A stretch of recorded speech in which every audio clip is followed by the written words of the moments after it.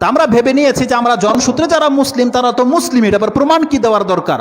যারা হয়তো এখন খ্রিস্টান থেকে, ইহুদি থেকে, হিন্দু থেকে ইসলাম গ্রহণ করবে, আল্লাহ হয়তো এখন তাদেরকে বলেছে যে মুসলিম দাবি করলে তোমাকে মেনে নেওয়া হবে, তোমাকে পরীক্ষা দিতে হবে। আমরা অধিকাংশ মুসলমান এই ধ্যান ধারণায় বিশ্বাসী যে আমরা তো বাপ দাদার সূত্রেই মুসলিম, আমার আবার ইমানের পরীক্ষা কি দিতে হবে?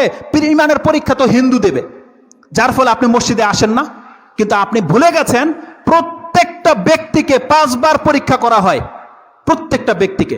আপনার জন্ম যদিও মুসলিমের ঘরে হয়ে গেছে, আল্লাহ যখন বলে দেয় এই মসজিদ থেকে 5 টাইম ফজরে হয়েছে, এখন হয়েছে, আরেকটু পরে হবে, তারপরে হবে, এইভাবে 5 বার যখন আজান দেওয়া হয় আর এই কথাটা বলা হয় হাইয়া আলাস সালাম, আসো নামাজের দিকে, রাসূল সাল্লাল্লাহু কি বলেছে?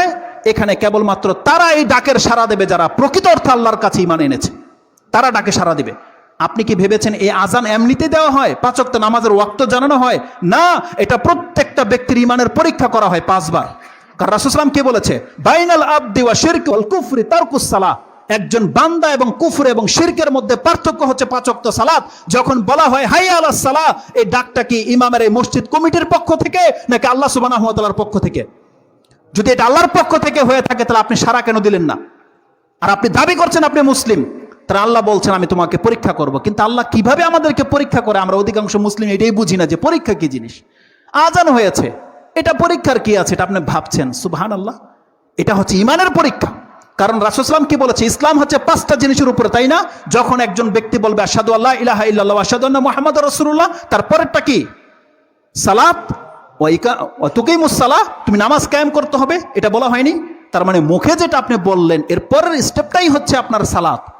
তো ইসলামের প্রত্যেকটা রুকন হচ্ছে এক একটা পরীক্ষা। ওই সিজন যখন আসে আপনি জেনে নেন আপনার পরীক্ষা শুরু হয়ে গেছে।